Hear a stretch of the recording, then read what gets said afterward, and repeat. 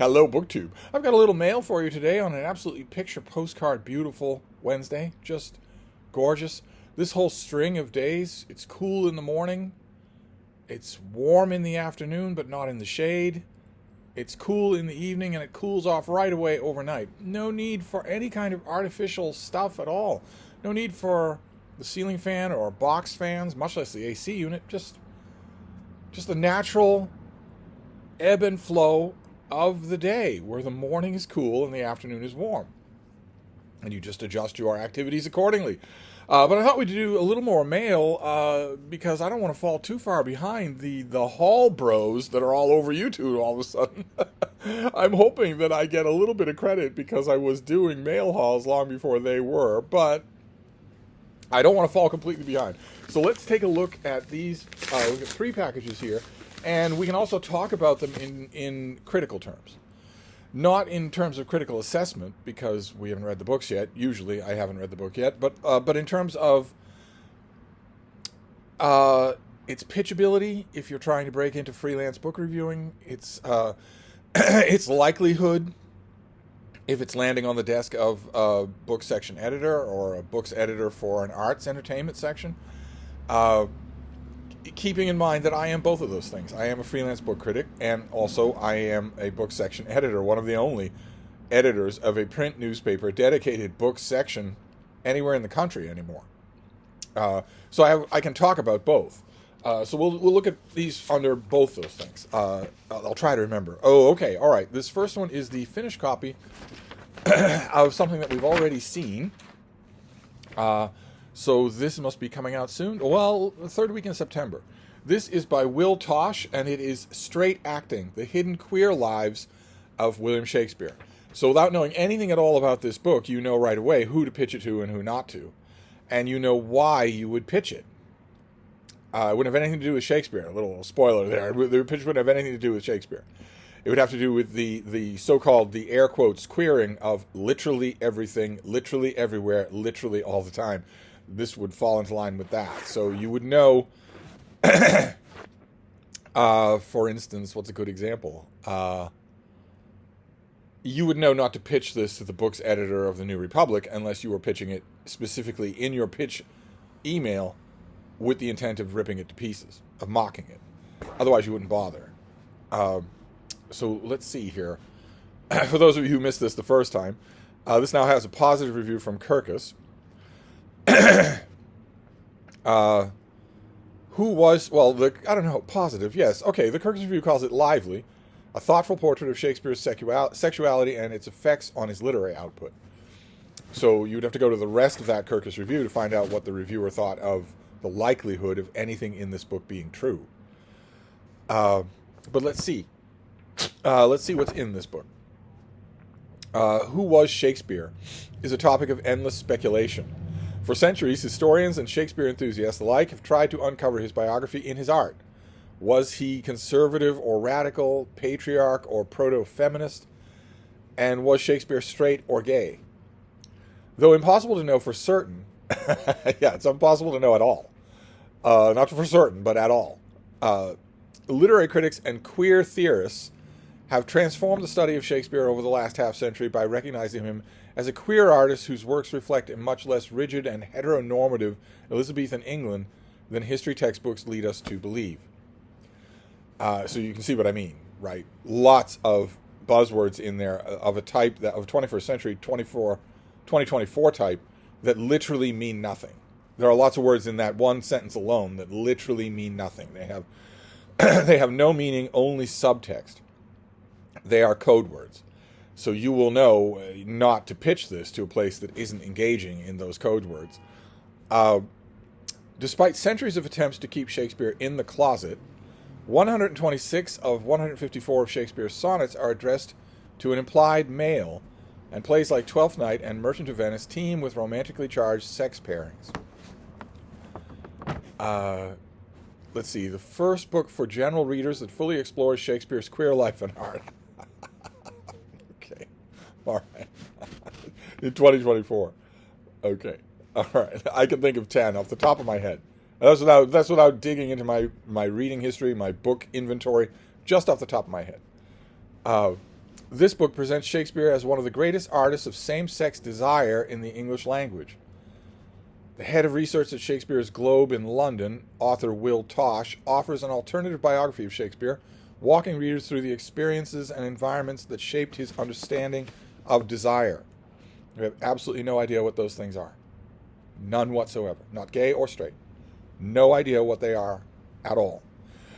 We know he married, but we have no idea what shaped anything like this. He is the world's foremost missing man.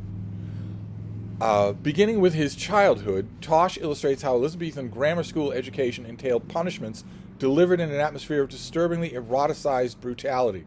We don't know that Shakespeare went to an Elizabethan grammar school. There's no record that he did. You have to assume that he did. There's no record, nothing to indicate that. No record that he went to school, in a school that at some periods or other in its long history did keep attendance records, but also no record of anyone who went to school with him. From plenty of people went on to be able to write, and who did write. No mention, no memory at all. So that is all. We are firmly in the realm of conjecture here on the part of Will Tosh. Although if he is the head of research at the Shakespeare's Globe, he must be familiar with inserting historical fiction about this character in the place of fact. He must be familiar with doing that. But disturbingly eroticized brutality? No, not just for Shakespeare, but for anybody. We don't have those kinds. Well, anyway. But in the classroom, Shakespeare also discovered Greek and Roman texts that promoted queer desire. We have no idea whether or not he ever encountered those texts. We certainly have no proof that he did. We don't know what those texts would have been. We don't know what his encounter with them would have been like. This is all conjecture. He found inspiration in the boy theater companies that centralized the erotic appeal of adolescents and young men. The boy theater companies did not do that, and we don't know whether or not Shakespeare found any appeal in them. We have no idea whether or not he ever watched a performance by any of the boy acting companies, or what he thought of them. None whatsoever. No idea at all. As he matured as both an actor and a playwright, we don't know that he did mature as an actor. Well, you get the point here.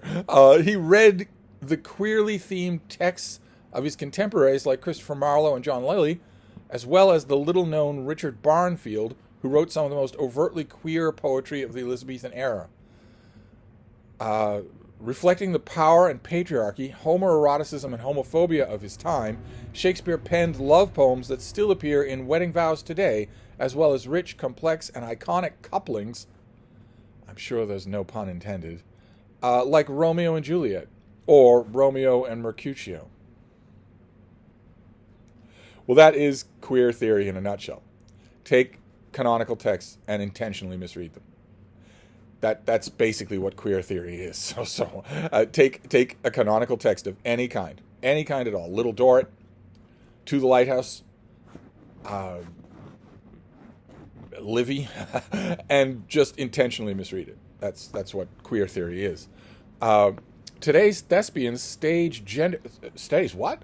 Oh, thespians. Oh, okay. Today's thespians stage gender-bent and queer reimaginings of Shakespeare's plays, while book bans and homophobic legislation continue to target queer art and artists. This book is a reminder of the fluidity of gender and sexuality across all of human history, a celebration of long-overlooked queerness of Renaissance society. Okay. All right. Well, I'm assuming that Will Tosh, this is the finished copy, so I get to look at him. The advanced copy didn't have a picture. I'm assuming he's young. Yes, he's young. All right. So, well, I preface this with knowing what you're doing, right? You have to know what you're doing. So, if you are a little tadpole of a reviewer and you have not reviewed anywhere, first of all, you are welcome to review for Open Letters Review. You won't hear that from many journals.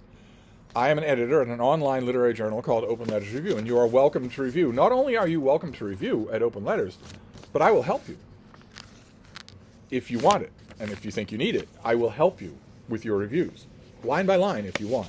Occasionally, I get an aspirant who takes me up on this offer just so far. They're willing to put one toe in the water. They get right up to that line. I thought I would take you up on the offer, and then I have to ask them the next question, which is, can you be edited?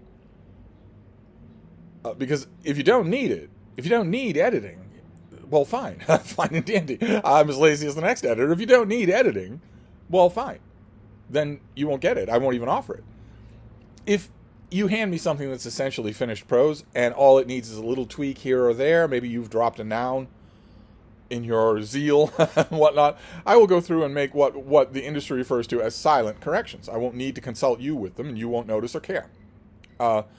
And if I read your piece and I think it has promise or potential, but it needs work, even line-by-line work, I always ask. I say, all right, the next question here, having read the thing you've sent me, is, can you take editing? And occasionally, I will have an aspirant email me. They get to that point and they say, no, thanks. And then they back out of the whole process. Other people overwhelmingly go for it. Say, I've never done this before or barely ever done it. Please, you've done it a lot. Tell me what I should do. Give me pointers, especially since I would assume that you all know that I am friendly, that I'm on your side. In my reviews, my line edits might be a little bit brutal, but they won't be mocking. I'm on your side. I want you to be better at this. Every once in a blue moon, I get somebody who just knows what to do. They just know what to do. So they barely need anything by me. Occasionally, Joe Spivey will need a little bit of his rhetorical excesses, his Rococo rhetorical excesses, curbed just a bit. Tiny bit, usually silently. I don't think I've ever gone over line by line a piece of his, because it would be a travesty. He's obviously a talented writer. It would be a travesty to go through it like it was a schoolroom exercise. Also, in more recent examples, Shally Swearingen, another booktuber, thought she might like to try her hand. She's an elementary school teacher. She thought they might like to try her hand at reviewing kids' books. She's fantastic at it. Right out of the gate. No need to think about it at all. No need to say, oh no, this is all wrong, or no, you've got to rethink this. No need for me to do that at all. So it's the whole spectrum. Not the gender-bent spectrum, but the submitting spectrum. But if you are a young tadpole reviewer, and you have a book like this, maybe you got it on NetGalley, which you really should invest in NetGalley. You should investigate it if you want to go into this. I'm happy to mail you review copies, but no place else will. But anyway, you're going to have to know who you're submitting this to, because obviously there's not going to be much in here that is true or accurate. So most of the appeal of a review of this is going to be either repeating its propaganda or debunking its propaganda, either one or the other, and that's going to dictate the venue that you choose. Unless, of course, it's Open Letters Review that you choose. If you want to review books, I'm assuming that you have larger goals in mind than Open Letters Review. I'm assuming that's true. I have no illusions. We are a stepping stone. We're a pretty good stepping stone. If you take a look at our masthead, we've got published reviewers, published authors. Not bad at all as company to be in. I make no illusions that we are a stepping stone, that plenty of people have used us you build a string file with Open Letters so that you've got, look, I've got published pieces, editors looked at this. And a couple of the editors, you will recognize their names. So that's what I'm using to pitch to you a different journal. And plenty of people have used us to do that and to build on that. Just keep going. As I always tell people, after Open Letters, all it takes is one yes after us, and you're on your way. Because then you've got two editors who signed off on your work. But I know I always say that, and I no bones about it at all, but I would be perfectly happy if you decided to just take up residence at Open Letters and review on a regular basis. I would be wonderful. But anyway, let's see. Okay. All right, this is another finished copy of something that we've already seen. This is also a September release. Good. That's good. My September shelf is filling out here. So this is for September 10th. This is by Mario Livio and Jack Shostak, and this is Earth Exceptional? This is the finished copy of that. So what do these two look like? Okay, there are our two authors. Let's see here. Scientific breakthroughs over the last several centuries. Copernicus' heliocentric model of the solar system, Darwin's theory of evolution, the Watson-Crick-Franklin's deciphering of the helical structure of DNA, to name a few, have greatly informed our understanding of life on Earth and our place in the cosmos. Okay. All right. Two of those three did not talk about our place in the cosmos at all. Nothing to say about it. Have greatly informed our... Okay. Through the efforts of biologists, chemists, and astrophysicists, we have learned much more about the characteristics of life, about the existence of numerous rocky planets orbiting other stars in the Milky Way galaxy. Despite all this knowledge, questions regarding the origin of life and whether extraterrestrial life exists remain largely shrouded in mystery. Well, the questions don't remain. I'm sorry, I'm not meaning to nitpick these books. The questions don't remain shrouded in mystery. The answers remain shrouded in mystery, although, do they? Is there any extraterrestrial life? The answer to that question is no. Right? Until we find it, the answer to that question is no. For years, scientists have deemed questions such as how life on Earth began and whether we are alone in the galaxy as far too difficult or even impossible to answer. No scientist ever, not just for years, but ever, no scientist ever has thought those questions were impossible to answer or too hard. Not one scientist ever thought that. Okay, just so you know. In this book, the authors combine their experience or expertise to provide a serious, comprehensive exploration of these questions.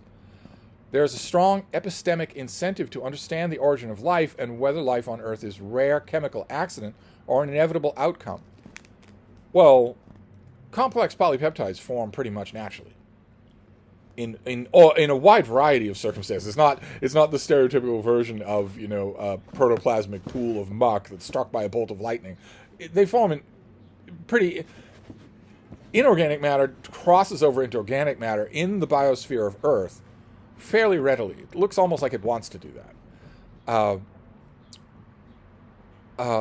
As the authors detailed here, recent progress has left us more equipped than ever to unveil the mysteries of how life began and whether or not life is a cosmic imperative. Okay, I don't know why the publisher keeps linking these two. Abiogenesis, how life began on Earth, is not connected to exobiology. They keep linking the two of them. I guess it's two different questions, and we have one of these authors is a professor of chemistry, and the other is an astrophysicist. So it's understandable that they would link the two questions. This book uniquely approaches these vast topics by focusing on the essential question: how likely is it for life to emerge on the surface of a potentially habitable planet? Yeah, but that's not the only question. That's an essential question, but it's not the only essential question. Far more essential, I think, especially if organic molecules organize spontaneous. If they do that here, then they would do that anywhere that roughly approximates Earth's biosphere. Okay, fine. And maybe even doesn't roughly approach Earth's biosphere. There are vast, vast oceans of sub-ice water in this solar system. Deep, deep under the crust of moons circling gas giants. There are vast oceans. Those oceans, the ice surface of those worlds are pockmarked, meaning that extraterrestrial objects, perhaps with complex quasi-organic organisms or even inorganic compounds that readily combine to make organic compounds, it's entirely possible that some of those things struck those worlds and reached that water. So there could be life in those I want to say subterranean, sub-ice, but those subarctic oceans. There could be life there. But so the question, how likely is it for life to emerge on the surface of a potentially habitable planet? Okay, I don't know why you're centering on surface there, but I understand what you need for that to happen. You need a biosphere where the temperature range allows for liquid water. As far as we know, that's necessary. You also need a planet that has a strong enough magnetic field so that all potential for organic organisms is not nucleated right away. Your planet needs to be protected from cosmic radiation. Otherwise, life won't happen. And we can assume from the thousands of exoplanets that we have found, we can pretty much tell that a lot of them have that kind of atmosphere, definitely have temperature ranges close enough to probably approximate liquid water, and that have electromagnetic fields. We can guess that from what we're seeing through these tiny pinholes, which is the only way we ever will see these things. But it seems to me that is only one essential question, just the first one. There's so many others. There are so many others. Is your planet going to be unlucky in the rocky planet sweepstakes? you think, well, what are the chances? Earth wasn't unlucky. Just look to the right or to the left. To the right and to the left of Earth itself in our solar system are two rocky planets that were unlucky. Mars and Venus were unlucky in two very, very much different ways. And life is not possible on the surface of either one of them because of that ill luck. Life probably did exist on the surface of both of them at one point in the distant past. It's entirely possible that at one point, if you had been able to go back in time to a period on Earth 1 billion years ago, it's entirely possible that you would look up in the sky with a telescope and Mars and Venus would both be blue water worlds. But they aren't anymore. And they were rocky planets in a perfect zone around the sun. So you have to look at that. These exoplanets that have the slightest glimmerings of hope, are they going to get unlucky? Is something going to happen that weakens their electromagnetic field? Are they going to get their water leached off, their atmosphere leached off? Are they going to have a runaway greenhouse effect? But it's more than that as well. It's also stuff that isn't local, but isn't nearby. Is your planet ruinously tectonic, for instance? That would probably prevent extensive surface life from evolving. It didn't on Earth, but it probably would. Also, suppose you're in, I don't even know, the Capella system, and the next star over, so 6 light years away, supernovas. Well, the wavefront of that supernova is going to take 6 years to get to your system, but once it gets there, it's going to override the electromagnetic systems of small rocky planets and irradiate the whole system, sterilize it, in other words. So that hasn't happened. That didn't happen to this solar system, but that's only random chance, purely random chance. And in a universe this big, random chance is going to work against you a lot more than it works for you. But anyway, it's a fascinating subject anyway. So I'll be interested to see. Actually, I wonder if we can tell from the table of contents how they're going to break this up. Origin of life, RNA world, origin of life from chemistry to biology, origin of life, amino acids and peptides. These are chapter titles. Origin of life, road to the protocell. Then chapter 6 is, which is the halfway point, is putting it all together from astrophysics to geology to chemistry to biology. And then chapter 7, extraterrestrial life. Chapter 8, extraterrestrial life. Chapter 9, life out there. Chapter 10, life. Okay, so they split the book in half. And for all I know, they wrote it separately. I guess I'll find out when I read it. And I can read it soon. But when we get back to the professional stuff, pitching nonfiction, oh my, it's really, really hard to do. Really hard. Now, this has universal implications. Everybody's interested in life on other planets. This is not a study of Brechteldian radiation in the lower quadrant of the spectrum. This is about life on other planets. That has a universal application. So you could find maybe an editor who'd give you 500 words for this.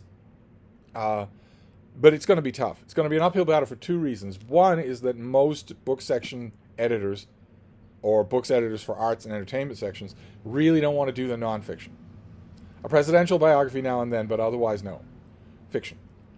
And 2 is that if you're a freelance reviewer, you will not have any expertise. So now, don't get me wrong, I'm saying you don't need it. Of course, I'm saying a good reviewer doesn't need expertise. But you don't have it, and not every editor is like me. So that would be tough. Both of these would be really tough. You would really need to pick your venue. Let's see if that's true with this third one. Boy, I do get chatty when I'm talking about the profession instead of just the books, don't I? I do get chatty. What is my world? After all, this is essentially work chat. So let's see. What have we got here? This is from the folks at Norton. What have we got here? This is from Aaron Lovett. I've been dealing with Aaron Lovett for 15 years. Okay, so this comes out in late October. This is called Real Toads, Imaginary Gardens. And the subtitle is On Reading and Writing Poetry Forensically. And it's by Paisley Rechtel. That can't have been a fun childhood. Let's see. So that's what the book is. It's got these orthocritical marks on it. I don't know if that's going to be the actual design of the cover. But let's see here. This book is an innovative and accessible guide to writing and reading poetry by an acclaimed poet and beloved professor of poetry. The pub sheet actually says professor or poetry, but it's of poetry. I just don't have a pencil, or I would circle that. Even though it doesn't make any difference. I can't help it. I was a proofreader for so long that I can't help it. What makes reading a poem unlike reading anything else? That's a good question. That's a really good question. In this book, the author, Paisley Rechtel, demonstrates how to observe the building blocks of a poem, including its diction, form, imagery, and rhythm, and construct an interpretation of its meaning. Using guided close readings of nearly 40 creative and critical experiments, this book shows how a poem takes shape through the intersection of all its lyric elements. That's very nice. Well, if anybody's going to craft a good pub sheet, it's going to be Aaron, so I shouldn't be surprised. Drawing on the works of poets from William Shakespeare to Jericho Brown, this book reveals how to read and write critically, and how to appreciate and achieve the exhilarating craft of poetry. How incredible! And the author is the director of the American West Center and a distinguished professor of English at the University of Utah, and she lives in Salt Lake City. Fantastic. Okay, well, unfortunately, I mean, that's fantastic, but unfortunately, ooh my, if this was a tough sell, and if this was a tough sell, then this is virtually impossible. Pretty much the only place you could pitch something like this, a didactic guide to understanding poetry, would be to a poetry journal. Like, for instance, the Square-bound journal Poetry, the magazine Poetry here in the United States, I believe has a back section of the book about reviews, for book reviews. They might be a natural thing. I don't know how closed to shop they are. They might not take freelance pitches at all. And there are probably others. Poets and writers might have a review section in the back. They might do something like this. But, oh my, this would be an uphill battle. Here you're going to want a smaller journal that will take your review if it's spiritedly done. But the chances of a paid review for this is pretty small. I, of course, would love a poetry wonk to review this for me. I would absolutely love that. Or I could do it myself, because it's not just a volume of poetry. I always feel a little odd reviewing a slim volume of poetry, since those slim volumes are made to be incomprehensible. They're made to be precious. And when I see stuff like that, I become just a Tasmanian devil. I just go straight for the flesh. I want to rend flesh and then chew bone when I see precious stuff like that. And that's not fair, because that's not a helpful critical appraisal of the book. The book is meant for an audience that likes that kind of stuff. But, if I could snap my fingers and get somebody poetry sensitive to review this, David Novak, for instance, if I could snap my fingers and get that to happen, how wonderful that would be. But as with, just speaking of editor woes here, since I've been filling the whole video with editor woes, it's such a process. You can't just snap your fingers. In my mind, I'm thinking of natural pairings of book and person, especially now that I have access to so many bookish people through BookTube. In my mind, I'm naturally thinking of bookish pairings.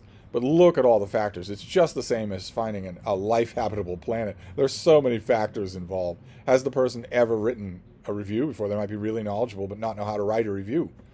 Do they not take editing? Do they not want to do it? Are they maybe a little tongue-tied in front of an audience, or a little afraid of putting their words out there? And also timing. I mean, this thing comes out in late October. Now, to me, that's nothing. But to somebody, a reader with a lot of other irons in the fire, a lot of other things to do, to not only read this book, but then reread it critically, taking notes, and write a review by October 22nd. It doesn't have to be by then, but let's say by then. Believe it or not, here in mid-August, that can be a big ask. But you're going to have to do it, because I don't know that this is going to get reviewed in many places. I certainly can't picture mainstream journals doing it, but I'm going to read it. I'm not going to read it right away. These other two have more of a likelihood of being read tonight than this does. But it's still interesting. Very interesting. So there you go. That was our mail for today. All nonfiction, except for straight acting. I'm sure that what's his name? Tosh? Will Tosh. I'm sure that he will have some interesting things to say. I'm sure that he will. So it won't all be fiction. But all the stuff in the pub sheet was fiction. But anyway, I'll wrap this up for now, but I'll be back. Thank you, BookTube.